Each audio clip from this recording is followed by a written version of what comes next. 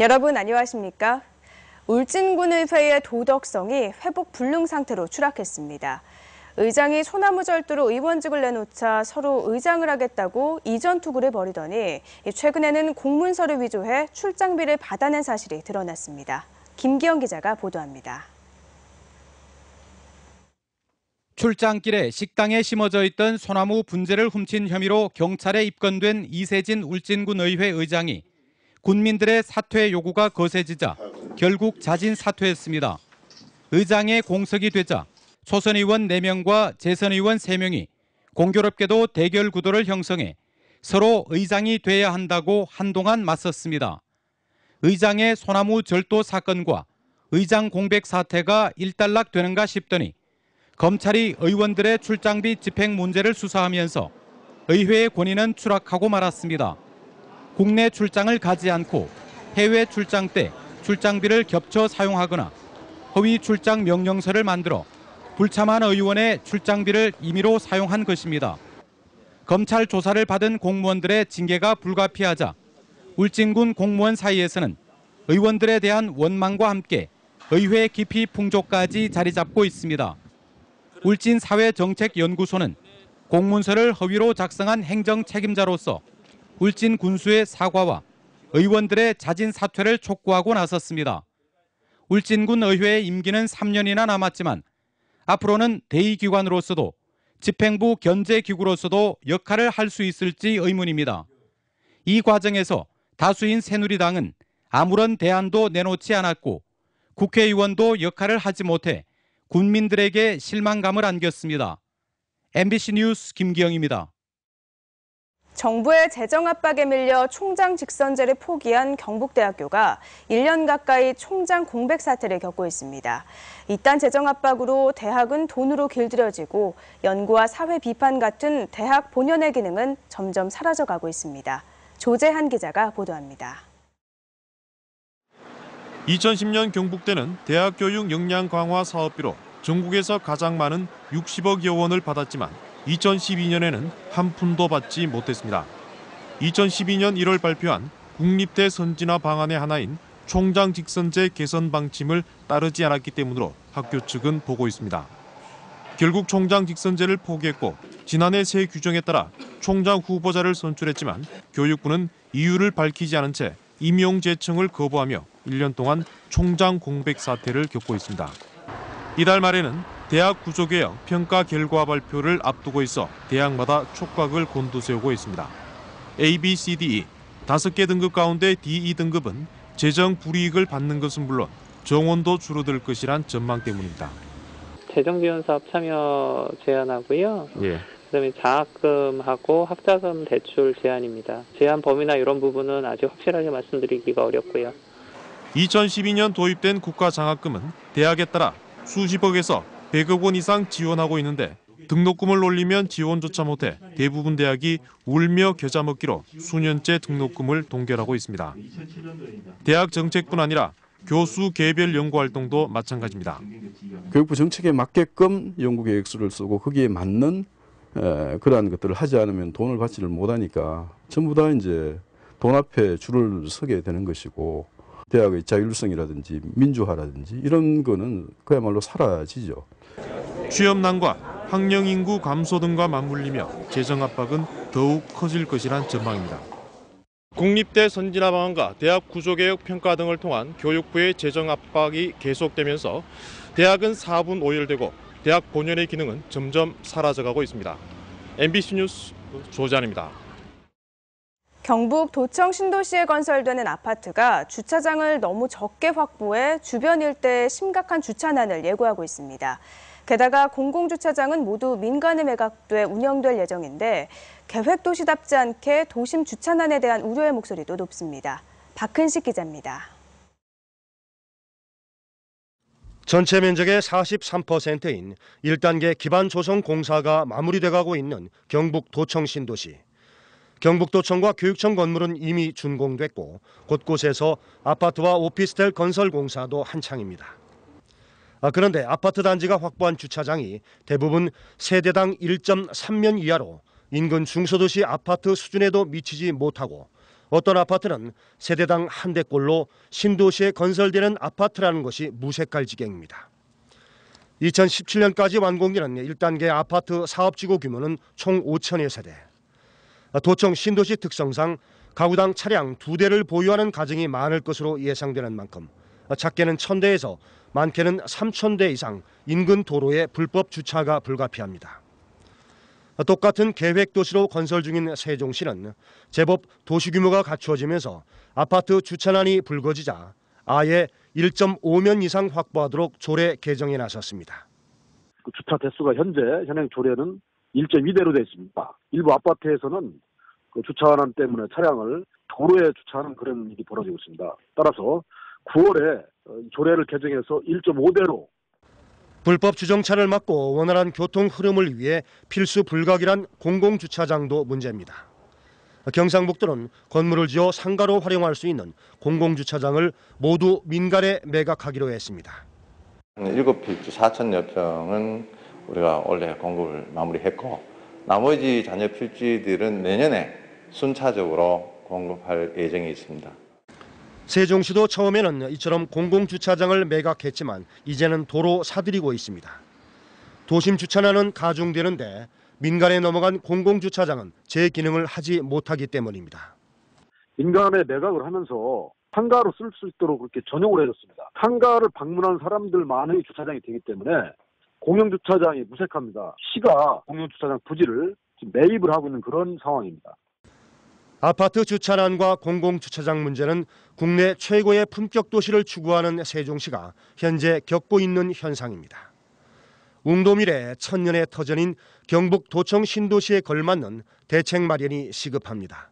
MBC 뉴스 박근식입니다. 경주시는 실크로드 경주 2015를 계기로 실크로드 도시인 아제르바이잔 가발라시와 우호도시 업무 협약을 체결했습니다. 가발라시는 아제르바이잔을 대표하는 역사 문화 도시로 이번 협약을 통해 양 도시는 문화, 예술, 무역 등 다양한 교류로 공동 발전과 우위 증진을 도모할 계획입니다. 한편 경주시는 우호도시로 일본 우사시와 중국 양저유시, 우즈베키스탄 사마르칸트시 등 8개 외국 도시와 협정을 맺고 있습니다. 바닷가에서 발견한 어패류 등 해양 생물에 대해 궁금증이 생기면 이를 바로 풀어주는 스마트폰 애플리케이션이 개발됐습니다. 해양수산부는 바닷가에서 해양 생물을 발견해 이를 사진을 찍어 올리면 앱 사용자들 간의 해양 생물에 대한 지식을 공유하도록 마린통이라는 앱을 개발했습니다. 마린통은 사용자 인근 지역에서 자주 발견되는 해양 생물이나 바다에서 흔히 볼 수 있는 해양 생물에 대한 정보도 제공하고 있습니다.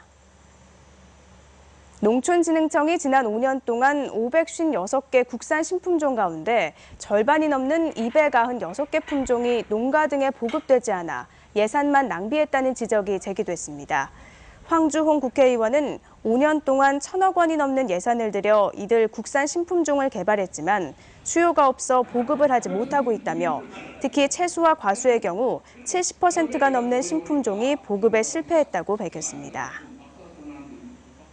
포스코 포항제철소가 임직원들의 건강 증진을 위해 고강도 운동과 마음 운동 프로그램을 운영합니다.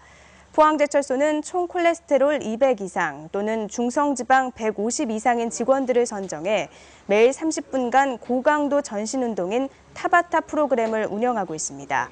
또 심리상담실 휴토피아를 통해 다양한 마음 건강 프로그램과 맞춤형 심리 서비스를 제공하고 있습니다. 포항상공회의소 수출지원센터는 지난 13일부터 17일까지 열린 홍콩 국제식품 박람회에 참가해 45만 달러 규모의 수출 계약과 14만 달러의 판매 성과를 거뒀다고 밝혔습니다. 이번 박람회에 지역에선 영농조합법인 이도와 진심식품, 정화식품 등이 참여했고 앞으로 홍콩을 발판으로 동남아 판로 개척에 나설 예정입니다. 올해 홍콩 국제식품 박람회에는 세계 24개국 996개사가 참여해 2만 명 이상의 바이어와 47만 명 이상의 관람객이 방문했습니다. 경상북도의회는 오늘부터 다음 달 3일까지 11일간 일정으로 제279회 임시회를 엽니다.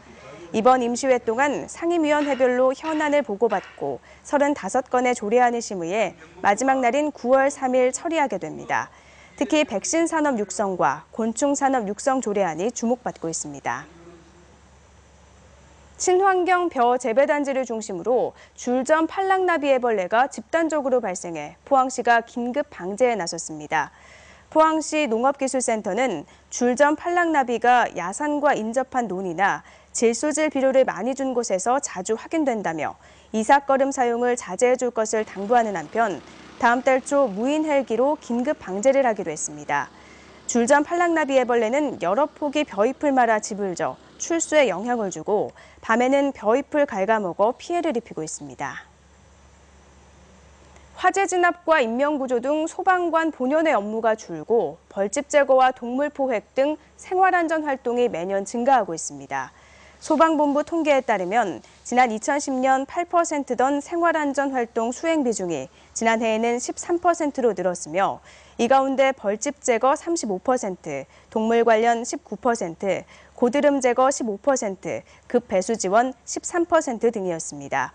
지난 2010년부터 2014년까지 소방활동 중 사상한 소방관은 1,629명인데 이들 중 64명이 고드름이나 벌집을 제거하다 숨지거나 다쳤습니다.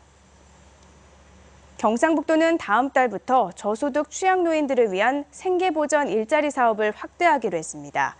경상북도는 올해 노인 일자리 22,800개를 계획했지만 4,800여 개를 추가해 모두 27,600여 개를 마련하기로 했습니다. 또 단순 작업 위주의 일자리보다 가이드와 생활 역사 찾기, 악기 연주 등 사회적 경험에 맞는 맞춤형 일자리를 많이 개발하기로 했습니다. 2005년부터 시작한 노인 일자리 사업은 한 달 32시간 활동에 20만 원을 지급하고 있습니다. 포항시는 내연산과 운제산, 봉자산 등 주요 등산로 59곳에 국가지점 번호판을 설치했습니다. 등산을 하다 사고가 발생하면 당사자나 목격자가 119로 신고해 국가지점 번호를 알려주면 구조대가 정확한 위치를 파악해 신속하게 구조 활동을 할 수 있습니다. 국가지점 번호는 전 국토와 해양을 격자형으로 나누어 한글과 숫자 10자리로 구성한 좌표 개념의 위치 표시 체계입니다.